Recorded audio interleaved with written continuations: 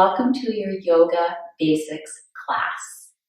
We won't do as much movement or as many postures today because I want to establish safety and stability.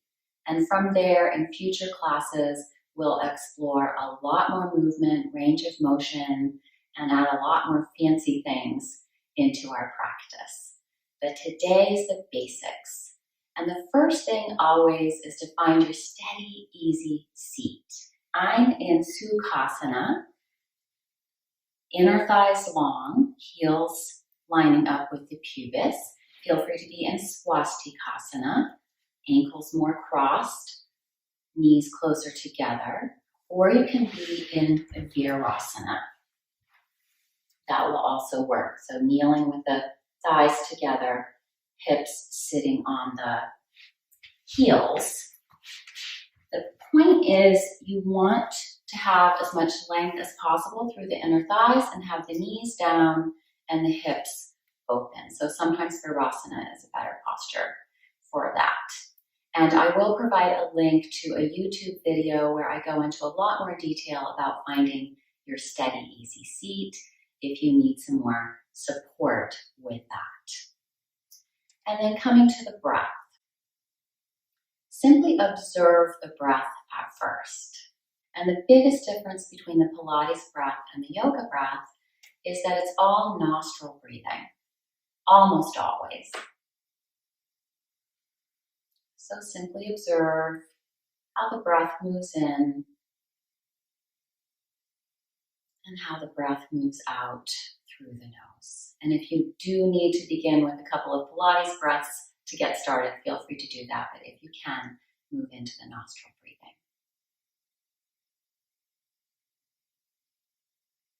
And then adding on the ocean breath, we do this by making a contraction at the base of the throat. You're engaging the glottis. You're narrowing at the base of the throat to pull the breath in, to really fill up the lungs, and then again, releasing from the base of the throat. And with control, really emptying out the lungs fully. So you're not sniffing the breath in and out through the nostrils. The nostrils are just there to let the breath flow in and the breath flow out. The action is coming from the throat. I'll overemphasize it for a moment. A little Darth Vader effect.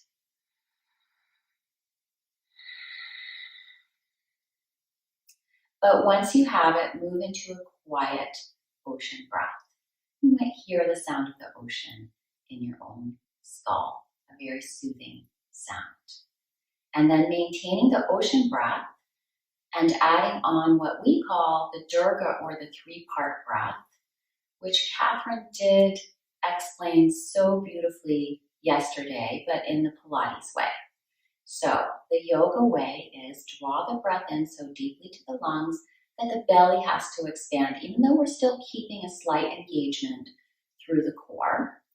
And then filling up a little bit more, the rib cage expands and slides out. And then filling all the way up to the top, to the throat, the chest rises. And then on the exhale, go in reverse, chest falls, ribs slide in, draw the navel to the spine. This ensures that you're fully emptying out the breath. So the glottis and the core working together to both fill up with breath and then to empty out fully. So this is what it looks like.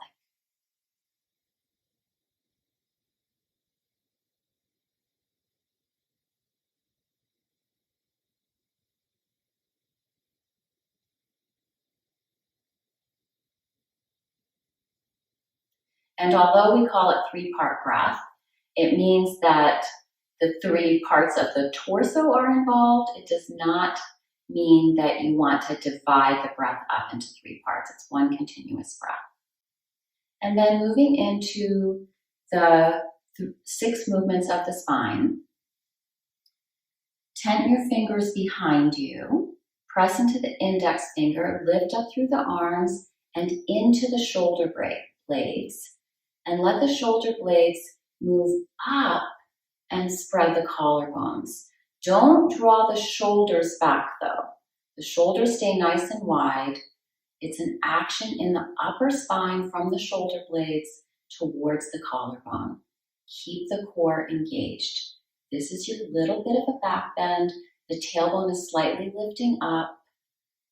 And then on the exhalation, sweep the hands around, tent the fingers here, and curl the tailbone under.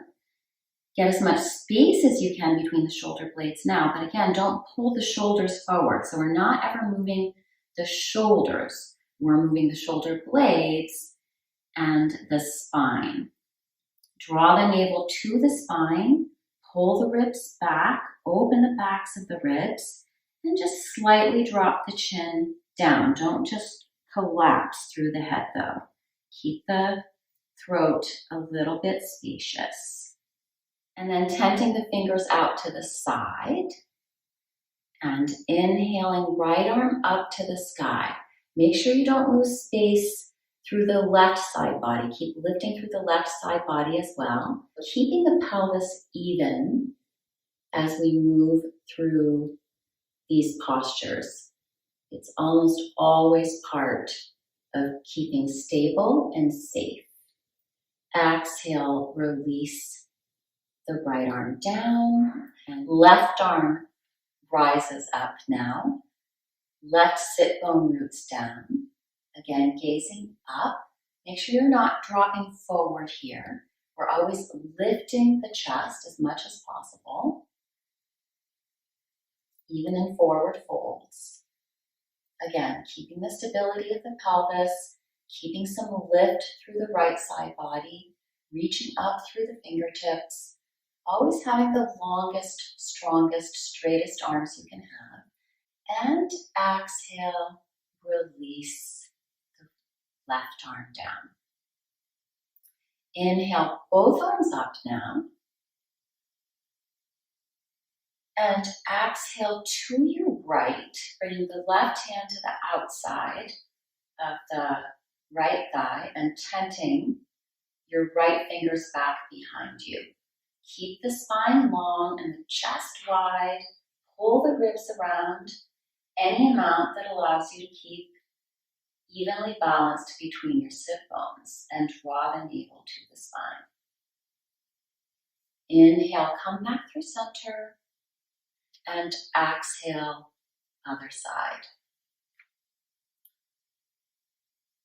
Lift and lengthen through the spine, using the inhale to find that space, and then exhale, draw the navel to the spine, explore the range of motion, drawing the ribs around. Inhale, reach back up to the sky. Exhale, hands down, cross the other ankle in front just to keep things even here. And we'll end our warm up. On your exhale, come into your fullest forward fold now. And this time, instead of rounding the spine, think about lengthening the tailbone back rather than tucking it under. And keep that little bit of a back bend in the upper spine, pulling the spine in towards the chest, lengthening the back of the neck, softening the throat, pulling the shoulders out of the ears. Keep extending through the side waist and through the sides of the neck. Inhale, rise up. And exhale, find your way to tabletop position. This is an important posture that often we will work from for the warm-up, for the 6 movements of the spine, but also just a transitional pose. So notice the key principles here. Fingers are spread wide. Knees are hip-width apart and stacking right under the hips. The shoulders are stacking right over the wrists. Tuck your toes under and lift your knees up. Notice the spine here is neutral, neither back bending nor forward folding or rounding. And then keep pressing into the index finger and the thumbs. Move the shoulders back. Try to keep the knees as bent as you can. So that little lift of the knees was to help you feel the connection of the core here. Really important to use your core for downward facing dog, which is what we're moving into. You can keep the knees bent, or you can straighten the legs, but focus more on lifting the hip creases up by pressing back. Maybe the heels come to the mat, maybe they don't.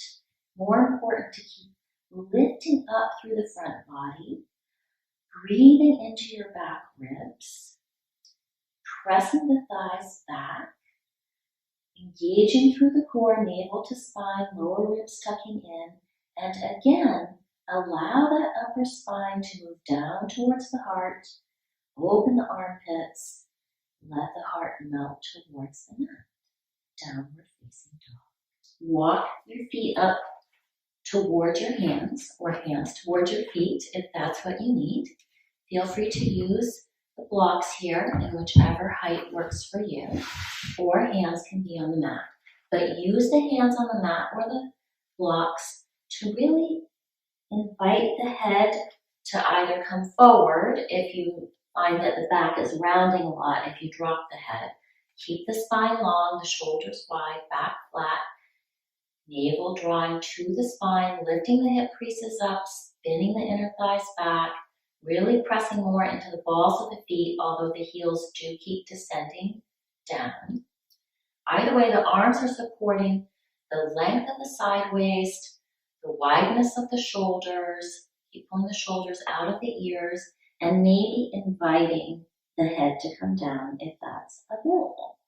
Uttanasana, forward fold, emphasizing the exhalation here. On an inhale, without pulling the knees forward, drop the hips back and begin to rise up with a long spine and a flat back. And maybe this is your Utkatasana, also known as chair pose, lightning pose, powerful pose, fierce pose. Many different meanings to this posture. You can maybe see them all. Drop the tailbone, lift the belly, and draw it in and up. You can bring the arms out in front of you, palms facing forward, but pull the shoulders back and plug the arms into the shoulders, or bring the arms up alongside the ears if you can maintain your seat here and your core strength. On an inhale, rise up, reach to the sky, and exhale, palms to the center of your chest. You can stay facing the top of your mat if you like. I'm going to turn towards you to demonstrate mountain pose.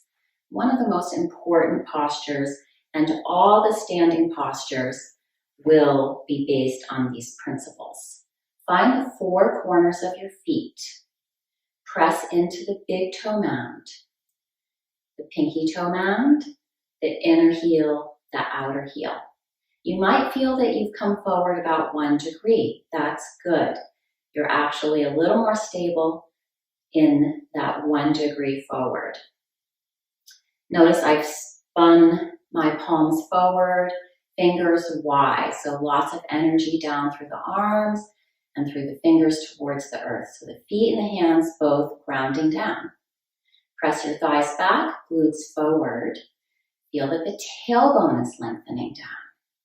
But then lift up through the pelvic floor by widening a little bit between your inner thighs. Spin the inner thighs back, but keep the tailbone moving down.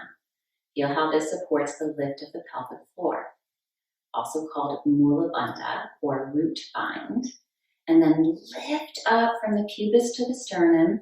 And just as Catherine taught us yesterday, really drawing everything into center. So your core muscles in the front body, the side body, and the back body, all moving in towards the center. Find those shoulder blades, lift them in and up. Again, not moving the shoulders. Let the shoulders be relaxed. The arms are strong. The shoulder blades are moving. And then slightly drop the chin in, lengthening the back of the neck, and lift through the crown of the head. Tadasana, mountain pose. Find your mountain pose at the top of your mat. Inhale, sweep your arms out in front of you. Pinkies are a little in, thumbs are a little out. Keep the belly strong, ribs tucking in. And exhale, long spine, flat back, folding into Uttanasana. Inhale, lift up and step the right foot back, right knee down. Drop the hips, pull the right hip forward, left hip crease down and back. Both hips moving into center, strong core. Again, move that upper spine a little bit forward, try to lift it up. And exhale, step back to downward facing dog. Inhale, forward to plank. Extend back through the heels, lengthen the tailbone, pull the belly and the chest forward, arms straight. Knees can be down if that's what you need. Knees will come down, elbows hug in, exhaling, hips hang out in the sky a little bit here. Pull the shoulders out of the ears, hug those elbows in, chin and chest to the floor. Inhale, scoop the heart forward, hips can come down here. Toes are going to stay tucked under in this variation. Lift and lengthen through the navel. Don't straighten the arms. Move the shoulders down. Move the upper spine forward and up. And then on an exhale through that tabletop position, if you like, or through plank, and into downward facing dog. Inhale, step the right foot forward, left knee down. Drop the hips, hug the hips into center, left hip flexor forward, right hip back and down. Lift the chest, spread the shoulders.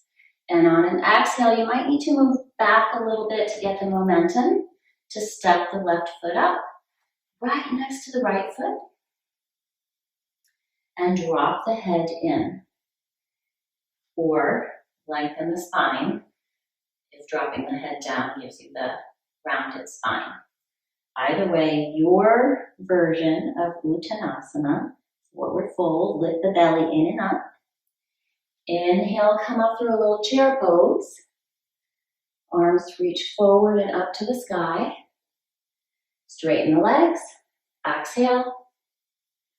Palms together at the center of your chest. Inhale here. Exhale, release your arms down.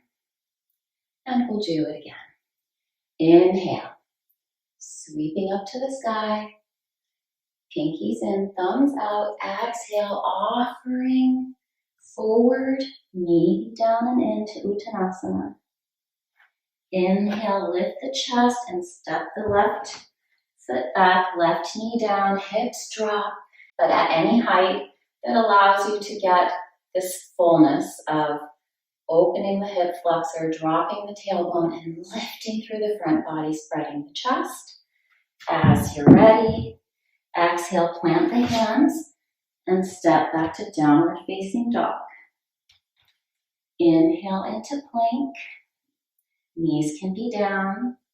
Exhale, knees will come down. Lower down, hug the elbows in, chin and chest to the floor.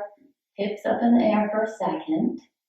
And then inhale, sweep your heart forward, hug the elbows in.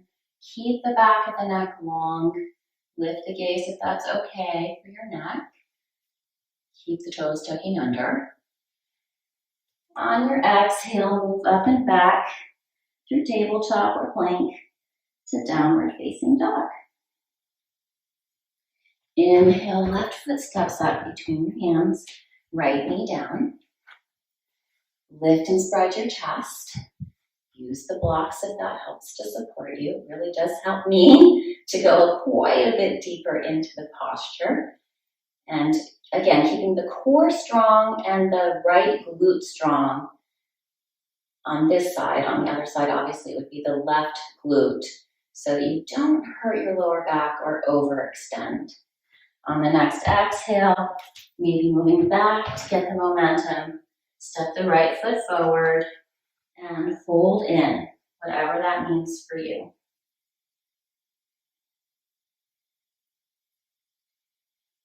Inhale, coming up through the chair.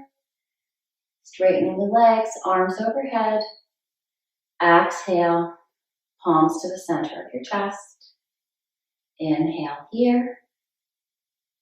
Exhale, release the arms down, palms facing forward. Inhale, reach up. Exhale, forward fold. Inhale, fold up halfway, get some space. Exhale, step back to downward facing dog. Inhale there, and then exhale, knees to the mat, toes together, knees apart. Slide the hips back towards the heels. Let your head drop in. If your head doesn't easily reach the mat, use a block. Rest here in child's pose for as long as you would like. And then inhale to rise up, placing the blocks here for the feet. Grabbing your bolster or your blankets.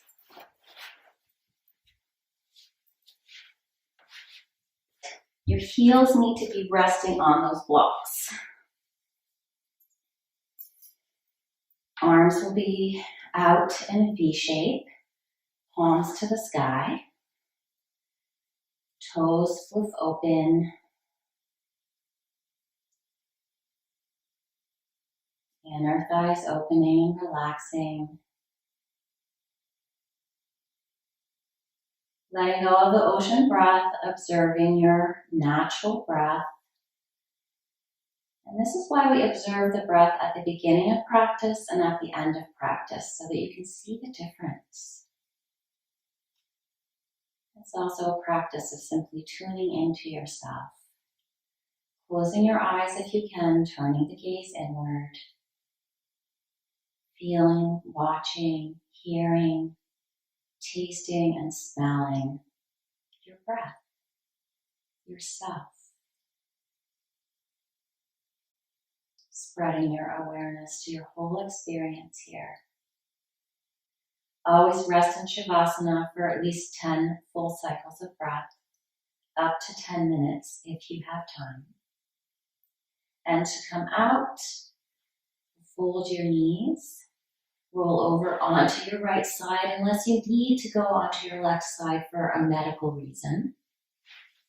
Right arm can be up under your head for a pillow. You'll observe several cycles of breath there, and then gently press yourself up, spin around, and always sit for a moment at the end of your practice to pause and feel.